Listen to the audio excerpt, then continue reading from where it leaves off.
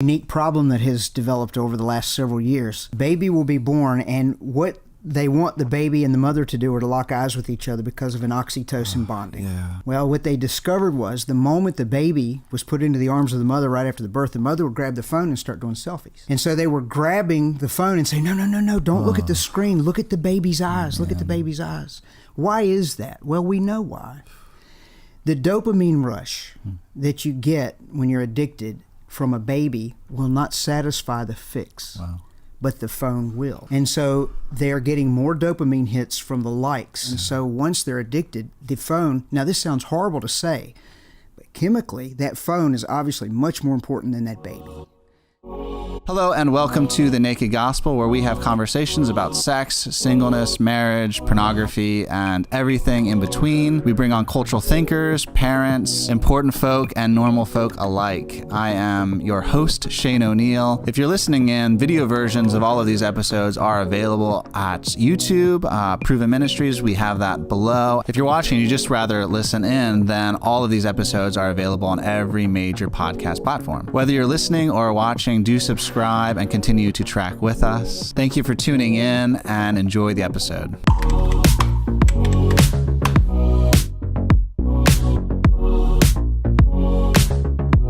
Before we jump into the episode, let me introduce you to a new initiative we put together called the Disruptors Initiative for podcast listeners and viewers like you. So the Disruptors Initiative is framed after our rebellious king because we do want to disrupt with him the culture that we see around him. For $5 a month, you get to directly support this show, which informs who we have on, the questions we ask them, the newsletters we send out, as well as receive really sweet swag like this coffee mug, this Naked Gospel coffee mug, different shirts that we design and put out, and a whole load of other things. So check the link below, track with us, disrupt with us, and partner alongside of us. So today we are joined by Brad Huddleston. Brad is, he's a teacher, he's a speaker, he's an author, he's a cultural thinker and surveyor, and he's also a husband of 30 years. I asked Brad to come on because medium matters. We've maybe heard that quite a bit from amusing ourselves to death, that old book, and that kind of saying has perpetuated. But it is true, mediums do matter. And when we look at technology is almost seen as a virtue, like every generation develops more technology, and it's seen that technology is progressing. And I want to take a step back from that because I've only seen technology disconnect me from relationships. I see how myself and my peers use technology primarily for pornography. But not even that. I don't watch porn on my phone anymore by the grace of God, but I still see how it draws me in to a different world. It disassociates me from the people around me, and it disconnects me. And I don't want to be disconnected because I think Jesus invites us to look at reality honestly, the pain of it and the joy of it, and to reckon with it and to know him and to have eyes to see and ears to hear. So that's a long-winded way of saying I'm really excited to have Brad on today because he's spent a lot of time looking at technology. He has written this book. It's called Digital Cocaine. I would encourage you guys to check it out. We'll have it in the notes down below. Super accessible, very easy to read, but also very candid. So if you're just looking for the stats and you're looking for somebody to be honest with the landscape, then I would recommend this book. It's worth saying, if you found this podcast helpful, please share it with somebody else you think would benefit from it, because conversations like this one really do matter. But that's enough of that. Brad, thank you so much for joining us today. It's my privilege. My history with Proven Ministries goes back to the beginning, and we kind of latched onto each other. So it's an honor for me to continue to walk with you guys.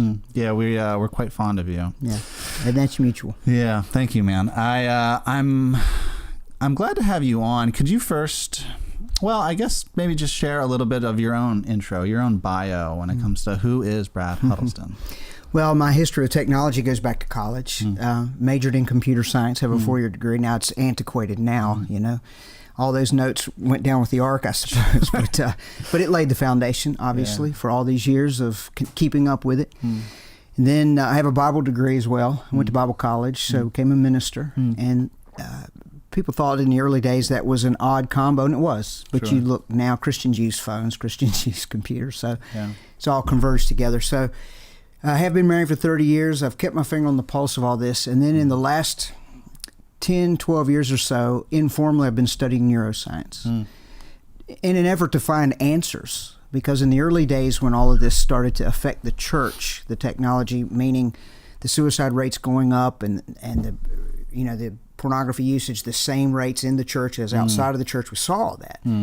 But it was always a hard sell to try to tell people it was literally addictive. So I turned to neuroscience. And the first person I discovered was Dr. Archibald Hart. And so that sent my whole world ministry in a different direction of studying the neurobiological effects, trying to give solid scientific answers as much as you could in those days. Now there's a plethora of brain scans and all this stuff. But I went down that path in an effort to help Christians and non-Christians too. So fast forward, I wrote a book 16 years ago called The Dark Side of Technology. Now we have this digital cocaine. I'm about to release a third one. We're at the stage now where the big demand is digital detox. What does that look like? Who's doing it? What are the side effects? So that's where I am at this stage, about to release that third book and keeping up with, as best I can, with all the science that's coming out, the emerging things, and the stats within the church, without the church, outside of the church as well. And they're all about the same. So that's my field of study. But my heart and my passion is to share the death, the burial, and the resurrection of Jesus, because at the end of the day, he is still the solution to all of life's problems. Amen. I noticed that I was in 8th grade when I got diagnosed with clinical depression. And then since then, different ways of medicating, and technology is such an easy way to self-medicate. It increases your cortisol levels, which makes you kind of just bounce around a little bit, and you're not present to your own pain, right? To your own hurt, to your own sorrow. And so we use these things to medicate. I've used these things to medicate for years. It's at the point where I was telling you earlier, like I don't even have the internet on my phone, and I use grayscale, so there's no color, because the color is so vivid. I don't find that kind of vividness in the world around me. So I want to live in my telephone world more than I want to live in the world. It's a very interesting kind of marketing scheme to get somebody to embrace the world you're making for them, But I now that I have it off, learning to actually see the colors around me has been really, really cool. So I'm totally with you, because depression, anxiety, suicide, these statistics continue to grow as we come out with the latest technological flares. So I like all of that. Would you mind? Because for me, it's just an intuition. It's a personal observation more than anything else. Whereas you look at technology and you really do know the landscape and what we're dealing with. Would you mind helping us to see it, whether that's through stats or through technological development, whatever you want to do? We would just want to hear, really. Well, as I mentioned before, I use neuroscience, more specifically the brain and what's happening inside of the brain. There's an area of the brain called the pleasure center. The technical term for it is the nucleus accumbens. It's part of the reward circuit, and it's called the reward circuit because when we stimulate ourselves with entertainment or alcohol or drugs, that is the area where you have that sensation of feeling good, joy, feelings of joy and pleasure. Right. And what it ends up happening whenever we look at these screens, and it's content independent. It doesn't matter if it's education. It doesn't matter if it's sinful or not sinful. Our brains are put into an artificial environment. And so the brain gets confused, and it's secreting all these chemicals to try to achieve balance and keep everything on an even keel. Now, out here in the analog world, the brain copes with that quite nicely. So when we are looking at particular things such as pornography, things dealing with sex, that's a level of dopaminergic response that's way up there. And so it's going to have a quicker effect on the brain. So in a nutshell, in this pleasure center, whenever we're doing things on a screen, our brains are receiving these little drips of dopamine, which is a neurotransmitter that causes the sensation of joy. Nothing wrong with dopamine. The children need it for cognition, for their math, their English, their history, all that sort of stuff. The problem is at higher quantities, it feels really good. And so we chase it. But then the brain begins to build up tolerance because it's addictive. And so the brain tries to defend itself. Now, the way I illustrate that in these little brain animations I've created, I put this little wall, and the wall's pushing out the dopamine. Technically, it's this chemical barrier around it.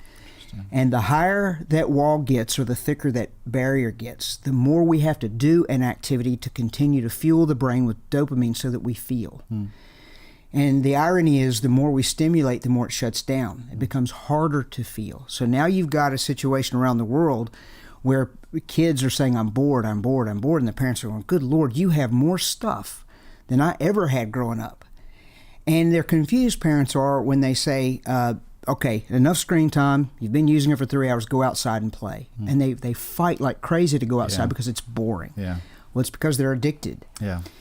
Pornography, anything having to do with sex, is the equivalent. My book is called Digital Cocaine because it's the brain scans that you look at, the fMRIs of a coke addict, for example. You can clearly see what's going on inside of there, where the color on an fMRI is gone, meaning the brain is shutting down. When you look at the brain scans of kids who are playing Minecraft and they're doing pornography, it is also shut down. And so we look at these brain scans and it's horrifying. And it shows that the dopamine levels are so high, the brain is pushing it out. And the sexual content causes that to happen much more rapidly. It's the equivalent of mixing cocaine and heroin together. And so with pornography, you end up going down this path where you don't necessarily have to, over time, consume more and more and more like alcohol and some of that. It just needs to be more vulgar, and it works on novelty. So the primary acquisition, source of acquisition for anything now are our phones. And that's where most of the porn's coming in. Video game playing, most of the video game playing now, there's a big, big push in the video game industry to go from consoles to mobile for obvious reasons. Sure. So with that has come, it's keeping me very, very busy because people cannot fathom that it's literally addictive. They think it's metaphorical, but it's not. Neurobiologically, you can see it on brain scans, what's happening. So the landscape right now, for all the good, I mean, look at COVID. COVID has caused these numbers to just absolutely skyrocket, porn included. Sure.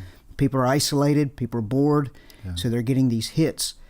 So the education world, where the grades are collapsing.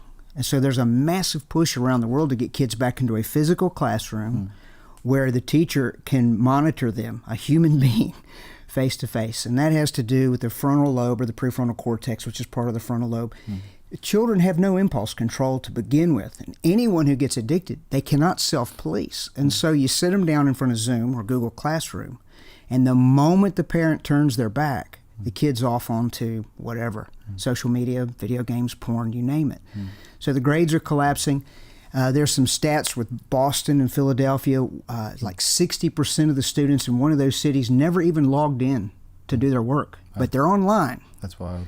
So there's a division that's happening with what's healthy and what's not. What I'm trying to do is not say we should throw this away. I love 1 Corinthians 6:12, where it says all things are permissible. It's permissible that you have your phone, but not all things are beneficial. So you have decided what is not beneficial, or I'm sure the Holy Spirit has helped you decide what is not beneficial, and you've taken care of that. I have too.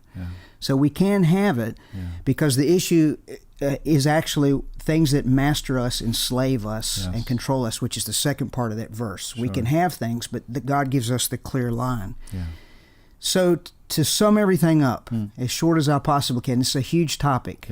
The world, we have never seen this many people, much less children, who are this addicted, literally chemically addicted, and it is scaring people like me because we've got plenty of data that we can draw from adults who have been addicted to alcohol and cocaine and all these things for years, but never this many children with the equivalent, because the digital is the equivalent. It's not literally, they're not literally snorting coke, but the dopamine levels are really high, just like cocaine.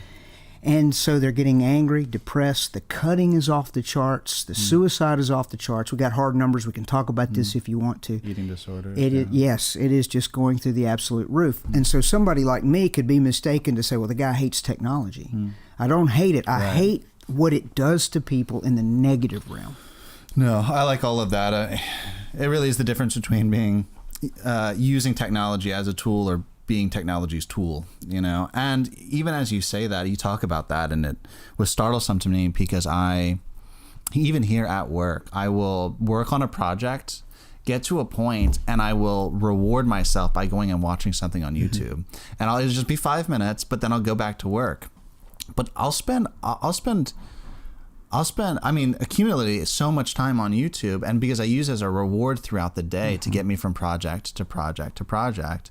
So even as you say that, I can see how my mind has bought into technology and YouTube and those sorts of things as a reward system for the life that I live, which is crazy because I consider myself as pretty strict when it comes to technology. So even as you say that, it's startlesome for me.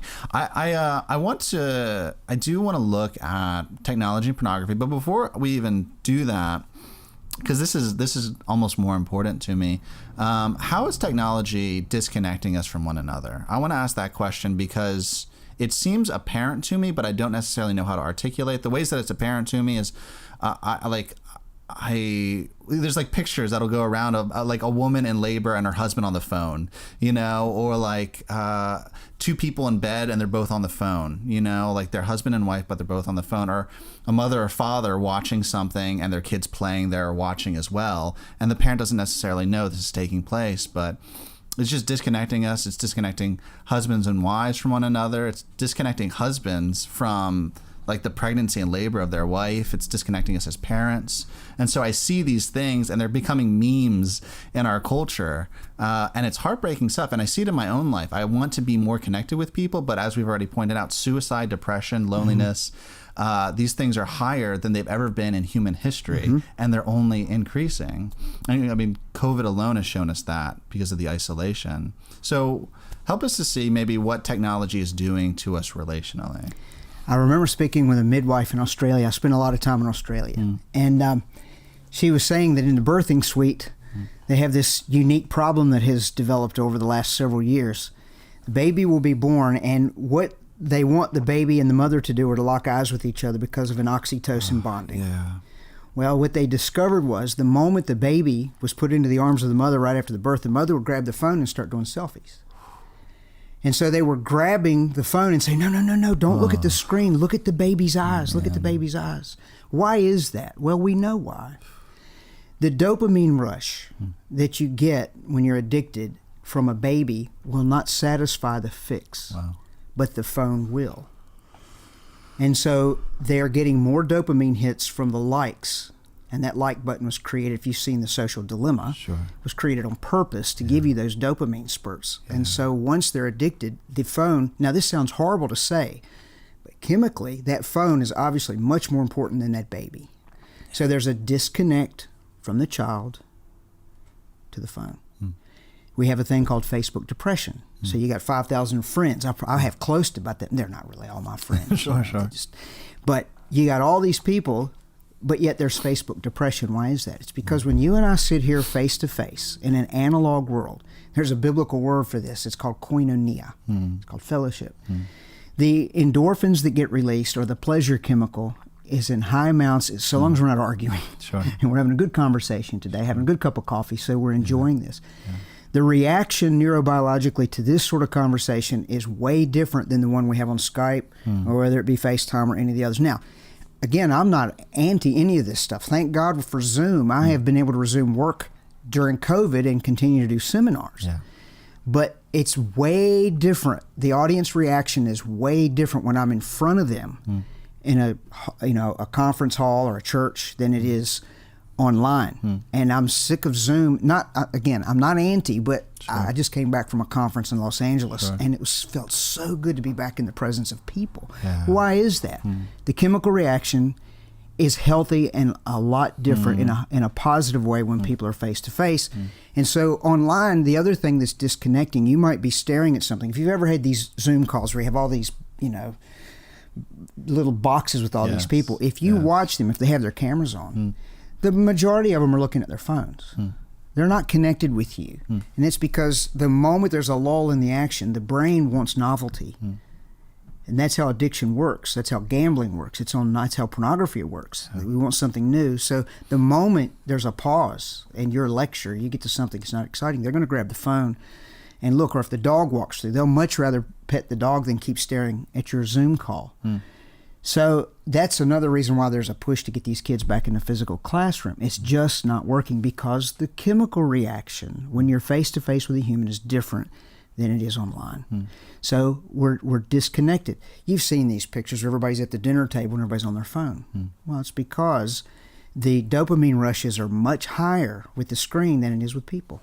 So they're together, but they're not together. They're disconnected while they're at the same table.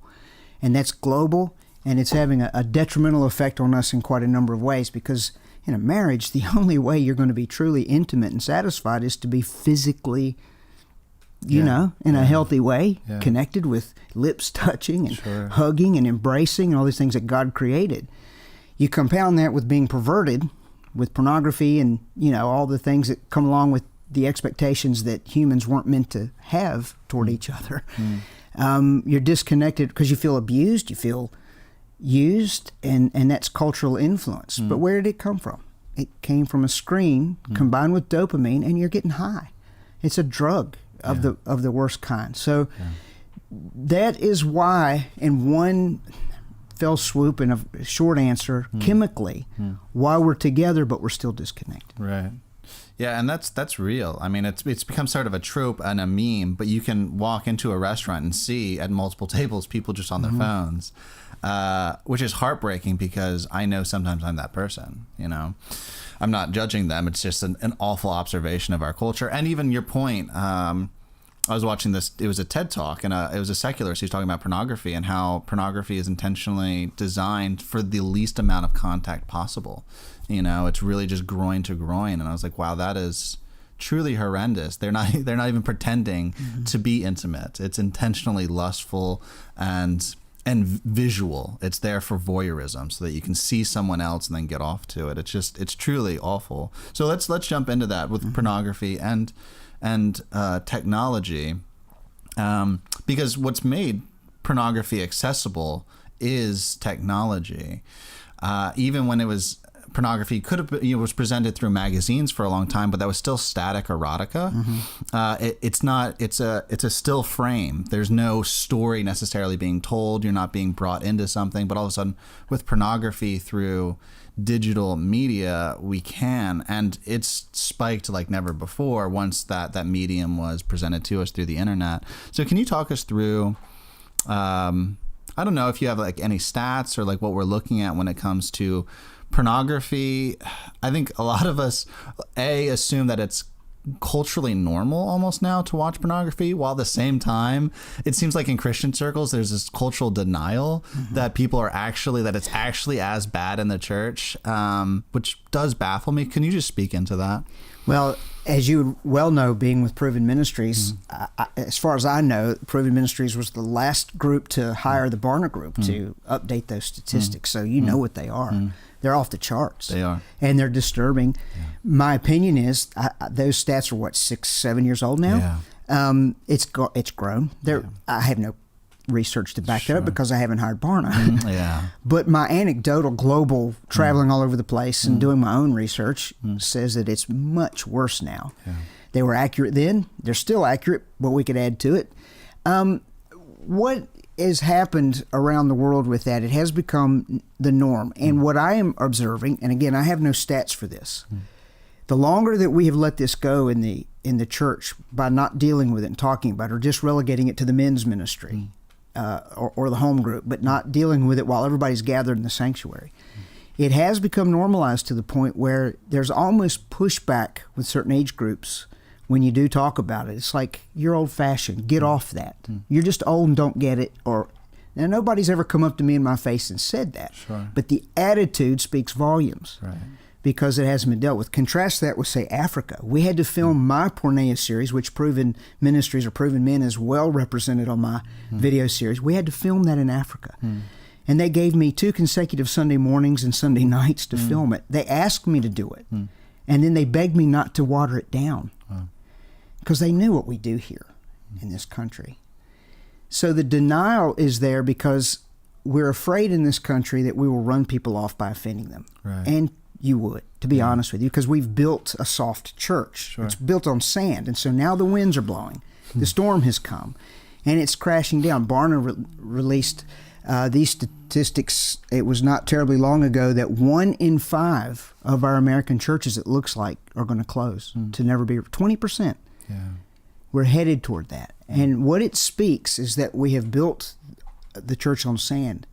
Generation Z, those born from 97 to 2012, only 4% have a biblical worldview now. And the millennials, some of which would be the parents of the Gen Zs, only 6% have a biblical worldview. And this cuts across everywhere. And when they traced it back, you know what it was boiled down to? The phone. The culture, even though they're under a Christian roof, they're getting their doctrine. Now, doctrine doesn't necessarily mean biblical teaching. It means teaching. Yeah. Their worldview, it is coming through their phones. And so we've got a situation where you got youth groups. You got all these kids under our Christian roofs, our Christian universities, but they don't have a biblical worldview because the cultural pull is way stronger than us. It's almost as if we've not let the anointing, which is the most powerful thing in the universe. We're afraid of anything that smacks of conviction and all this sort of stuff. Well, we're paying a heavy price in America. When I travel to other countries, that's not necessarily the case. Some countries are just like us. Some are not. And it's very healthy in one way for me to go overseas and come back. But when I come back, I get very frustrated. Pornography rules the day. If you really want to know the truth of all the stuff that I have done, and like the project that I worked on is way more important than digital cocaine was my Pornea series. What you guys are doing here, that is the most important thing, because that is what's killing us the most. It is separating us from God because of sin. Neurobiologically, the brains are trashed. The brain scans, if you've ever seen the brain scan of someone, you ever seen the brain scan of someone addicted to porn? I have, yeah. Yeah, well, you know, even compared to a heroin addict, it's worse because chemically it's as if you're mixing coke and heroin together. And so you see these big holes, and those holes are representative of the neurons not firing. It's shutting down. It's become anhedonic or numb. So when that happens, you don't feel towards your flesh and blood wife. You feel more toward what's on the screen, and that's where you're drawn. So you're disconnected. You don't feel towards your children. They become a bother. Now, that's a horrible way to say it, but in reality, that's what's happened. This is not a bother anymore, and then this has to progress. So the digital landscape around the world, I talk so much about the negative stuff. I do want to reiterate that I love doing this podcast, and all this gear in here is awesome because it allows us to get the message out. Yeah. But as I showed you that animation before, I divide things into two distinct categories of things that, while technically you could get addicted to Word, nobody's ever asked me to pray for them because they're addicted to Word or Excel. Yeah. But they have for porn and YouTube and all these sorts of things. So I didn't mean to give you too long-winded of an answer there, but I am very passionate about what you guys do and helping. I need the information that you guys are garnering and your courses that you're running. And I want to make a contribution to that and what I'm observing around the world with the devices. And the truth of the matter is, if we don't get these devices out of the hands of those who are addicted, no matter what age, and the young ones, that 4% is probably being generous. I think that is too high of a number now, to be honest with you, since those stats came out. With the Christian worldview. And it boils down to the device because there's no cure for it. If filtering, I get this question all the time, what about filtering and accountability software? Well, yes, you should have it. When I do work with law enforcement, we don't call it a solution. It's merely a speed bump. You can get around it if you want to, and people do. So if filtering and accountability software were the solution, there'd be no need for me to come to Lynchburg, Virginia today to do this podcast with you. We would have solved that problem. Right. I'm not down on it. You should have it. Sure. But it's going to take human interaction and human accountability ultimately to solve this problem. And we're, as Christians, when God says to separate yourself, He wasn't kidding. We have gotten so immersed in the culture, and we've spent years trying to blend and mix the culture with the church to make our message more palatable to the world. We're having a hard time distinguishing the two now because of a lack of holiness. And that word has become dirty in the church. Yeah. Words like repent have become dirty. But if they don't become back in vogue and rise above our technological, what we think are needs, which are really wants, we're done. Outside of because our will does play a part in what God will do. Yeah. And so I'm alarmed, and I carry this with me everywhere I go, and there are days I have to just shut everything off and go to the gym. I just can't take it anymore, especially with the pushback. But I've also seen a handful of people grab a hold of God and make the changes like you have with your phone. And it keeps me going because we do get good reports too. At the bottom of all of this, I just want to actually live life instead of. I think it was Eugene Peterson who said our something like our current cultural idol is our addiction to busyness. You know, and we use the next moment to medicate to the present moment, and I keep on chasing it. And all the while, I'm missing time with my parents. You know, like I don't know how many years I have left with them, and I'm missing times with my siblings and with friends that I won't ever have again. You know, these are very sacred moments. It was George MacDonald who used the phrase "the holy present," and I've always really liked that. The present is a very holy thing because it's really the only thing you have, and yet I was constantly chasing the next, and I still do. And so this conversation is very important to me because what does it actually look like to be still and know that He is God if we're just running from moment to moment? The last part that you were just speaking into is very important because if I'm understanding you rightly, I'm hearing you say that technology is a resource. But there are ways that we use it that end up using us. So there are beautiful things like Excel and Word document, different ways that kids could use technology. But that often it's not typically just reductive to just that. It's like if they're using this and they're also using these things. And so what does the nuance look like of inhabiting and using technology well? Am I hearing you right that it's really just something that you have to use with intentionality? You're not saying, hey, because of all these factors, we should throw technology out. I'm writing a book on digital detox, and I've always been hesitant to, tell my own story, how I manage it, because I don't want people to feel like I'm bragging or I have it all under control. I don't. But I will tell you where I've come based on science and based on God's conviction in my life, because I was terribly addicted. I judge no one. So let me answer that question this way. Do it.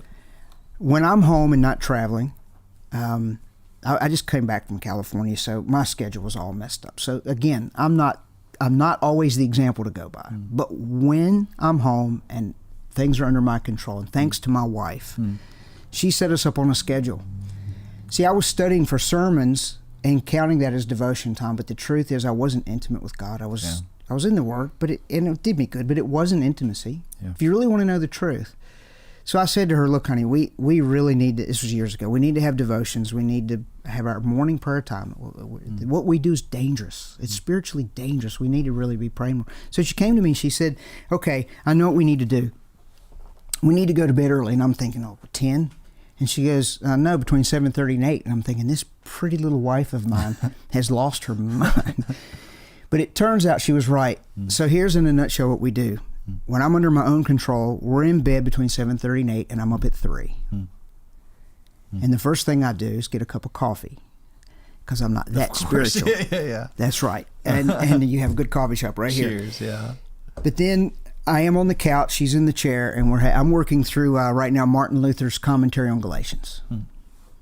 And I feel it may seem odd, but I feel the presence of the Lord when I read the scriptures. Amen. And then I have a good teacher to go along with it. Amen. Then we get in the car and we do prayer drives. And that lasts until about 4:45, and then I go to the gym. And then about 7 o'clock we eat, and then our day starts. Now, there's no screens on. There's no screens in the bedroom. There's no screens in the morning. It's all God. It's all Beth. That's it. Now, I used to not be that way. I used to check stuff as soon as I got up because I had to have that hit. Yeah. But all that's gone, has been for years. When I got down here today, because I like you guys a lot, first thing I did is put my phone in my bag. Because I want to spend several hours with you guys, not with all these people. Believe me, there's calls coming in right and left, but I could care less at this moment right now. I used to not be that way, so I judge no one. The only thing I can tell you is about 70% of my day is with people and not screens. Amen.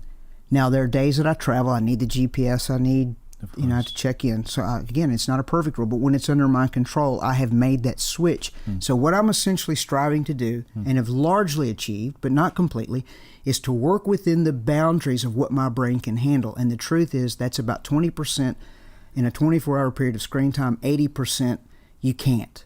Now, that's health. That's about what the scales would have to be tipped. 80 to 20. And I'm probably 70-30. Okay. but I used to be about 99. Yes. Yeah. One. So I judge no one. Sure. Only thing I can tell you is the grass truly is greener on this side. So it is doable. It's achievable. Do I miss things? Yeah, I do. But am I healthier? Yes. So the sleep has become a premium. I came down here and I slept until I woke up because I wanted to give you guys 110%. I feel like I owe it to you. You're my friends. This ministry that you're doing is crucial. I could have gotten up and let the screen ruin all that. I did not return any phone calls on the way down here. I put on worship music and I kept focused all the way down here with no phone. It was on Do Not Disturb. And guys, again, I'm not bragging to you. I'm just saying I wrote this book, Digital Cocaine. I have applied most days what I'm preaching, and it works. My intimacy with my wife, it came back. I lost it. That is a metaphor between us and Jesus. We're the bride of Christ. I had lost that as a minister of the gospel. I didn't stop loving God, but the truth is I lost it because of a phone, a stupid phone. Well, it's back now and has been for years, but I could lose it tonight. I could revert. It's like the Oreos. I've gotten myself in physical shape too, so I can keep gallivanting around the world. I'm getting older. Sure. If I eat one Oreo, I can smash the whole bag. Yeah. Same with technology. If I'm not careful, if I get started at night, I'll smash that thing all night. Yeah. Because I'm human, but it's out of the bedroom. It's all these things that you hear me write about, talk about. It works. But I've made a decision to separate myself, which means holiness simply means this. It means to be separated from sin and evil and set apart for the use of God. I made a conscious choice with technology to weed out those things that are not beneficial. So I went through all the social media and got rid of everything but Facebook. And I went through everything and just said, no, don't need that, don't need that, don't need that. Well, what about family? What about family? My grandmother told me this a long time ago. Boy, we know where you live. We'll come and get you if we need you. So, and they will. And I have kept Facebook. And for overseas, I have WhatsApp. I check it about twice a year, I think. Nice. And when I'm traveling, I use it quite often. Sure. So I'm not anti, but I have to date put it in its place, and I want to see everybody do that. The porn, I've had a problem with porn. I haven't in years. But if I take one bite of the Oreo tonight, yeah. That's why it's not in the bedroom. That's why it's not near me. It's not because I'm a saint. It's because I'm not a saint. Right. I'm only a saint because Jesus' blood declares me one by a gift of grace. And I don't want to ruin that. So I know it sounds harsh, this whole holiness separation thing. But notice I have a tablet sitting in front of me, and it's very helpful and very handy.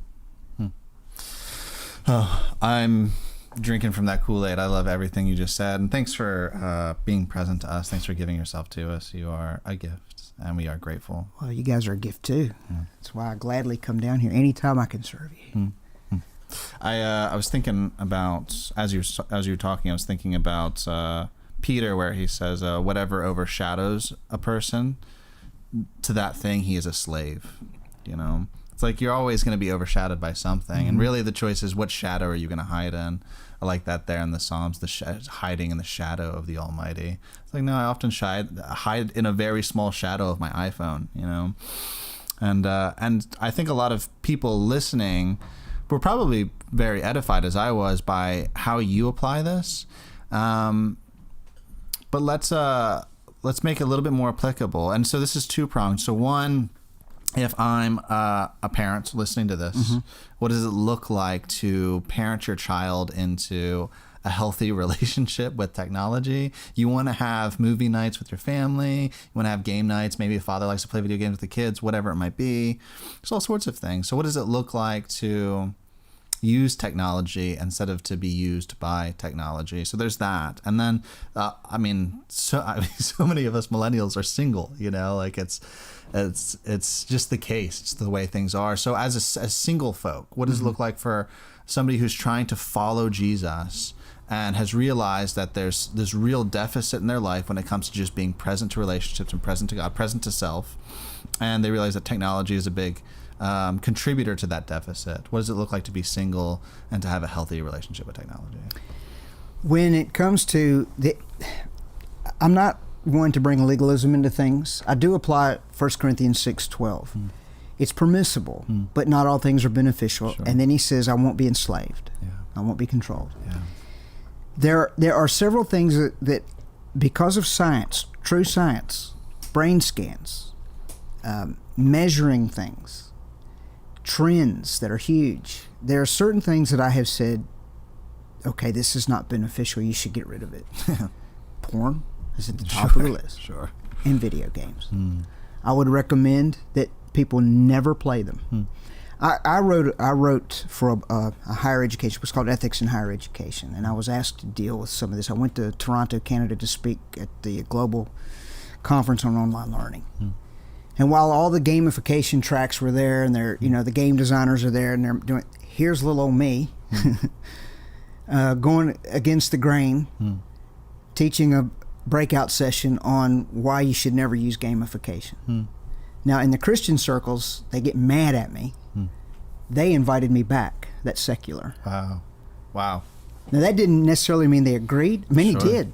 But they're a lot more objective, because if you have numbers, you have stats, they're like, oh, well, can't That's argue the with that. science. That's just the science. Yeah, it does. I mean, so what it looks like in a world where dads will say, the average age of a video gamer is 36 to 44. Whoa. So it's not a teen problem, it's a dad problem. And they've been gaming for years, so they get their kids involved in it. Wow. Based on brain scans, I would recommend never doing that.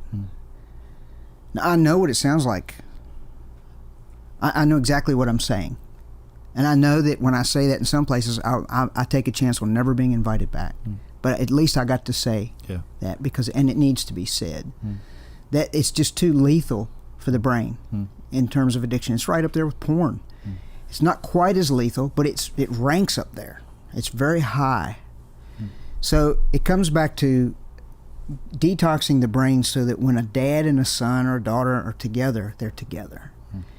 And the only way they're going to be intimate in a proper way and have that sort of a bond, the proper bond, is if there's no addiction present. Because whatever it is you're addicted to, that's where your affections, your emotions, and your intimacies lie. So that's why we're clearly told in God's Word, do not do anything that brings you under the control, over the power, or enslavement. Don't do that. That's the non-beneficial part, because humans have to be we're his primary focus. And the way that kids have that modeled is supposed to be through their parents. Well, now you've got the millennials. No offense to any of these, are just numbers. You're just as addicted as the kids. And so mom's on social media, the kids are on social media, and in God's world, that addiction part has to go, and then you have to weed out the good things. So I get this question all the time. Is it bad if we make a Skype call or a FaceTime call to grandma? No, of course not. Just don't use that as an excuse to have all the other stuff. Sure. That's what you're really wanting to do. You want to use that one little thing that is positive to justify having everything you don't need. So you need to have your own come to Jesus meeting to figure out what priorities are the same. But this is what I would ultimately recommend. Long before you can enjoy someone else's company, there has to be a detox. Because you're blind. Anytime you're addicted, you're blind. And it takes a third party who knows you very well to determine whether or not you're addicted. And that poses problems, because if you ask that question to a friend or a spouse, you're going to end up in an argument because they'll tell you, yes, you are. I am not. But you are. But those of us who have discovered this little secret, like first, I gave you some marital advice when I first came in. It's just admit you're wrong. The reason why I say that, there's truth in it. It turns out after many years, I realized, you know what? God actually gave this woman to me as my helpmate. And about 95% of the time, she's right when I think she's wrong. So eventually I caught on, and I said, you know what? I'm going to try it her way. Most of the time, I realize she's right. So I've made a lot of changes in the technological world. If it weren't for my wife, that book wouldn't have gotten finished. She was fussing at me and I needed it. Anyway, so what does it look like? Well, you have a detox, because if you don't detox first, it's sort of like trying to put a Band-Aid on a broken bone. You can't wean. like with other drug addictions, with digital, all the models, there are 400 digital detox rehab centers in South Korea alone. Whoa. 400. That's crazy. They're the best gamers in the world. They have put our technology we developed here on steroids. Yeah. They've won the war for digital supremacy, but they're paying a heavy price. When they check into those detox centers, most often it's cold turkey. But then the brain resets. This is the beautiful thing. On scans, you'll see a dead brain where the electricity is not flowing. It's not literally dead. But then it comes back to life. All the color comes back. The feeling for things like tennis and swimming, the things that used to find boring, comes back. And that includes a relationship with people. So I would just say, take the advice of those in Silicon Valley. Steve Jobs never let his kids have the iPad. It's well documented. Well, he didn't want it messing them up. He didn't care about, now I have to tell parents, he doesn't care about your kids, he cares about his. Sure. What he wants from you is money. Yeah. And he wants your school to buy all this stuff, but he wouldn't let his kids have it. Most of those kids out there go to Waldorf Steiner. These are analog schools. I've spoken at Waldorf Steiner. I don't recommend them, except for the non-digital bit. They got that brain science down and the creative, all that stuff down pat. But from a Christian perspective, they definitely don't have a biblical worldview in Waldorf Steiner. They're new agey. Sure. But I've spoken at one, they treated me great. And I agree. I went because I'm an evangelist. I'm going to use every opportunity to share the gospel. I have gone into a Muslim school because they're addicted to porn and Netflix and everything else. And they brought me in to speak to them. And I go to represent Christ, of course. So we have decisions to make. I say detox first. Form your bond and your relationship not around technology is what I'm trying to say. Let it be around the person, about them. Exactly what we're making eye contact here. What are you interested in? What do you want to do that has nothing to do with technology? I'll go do whatever you want to do today. What's wrong with that? And that's what I would say do. And then use technology when it's appropriate. And in this culture, I know that seems so extreme.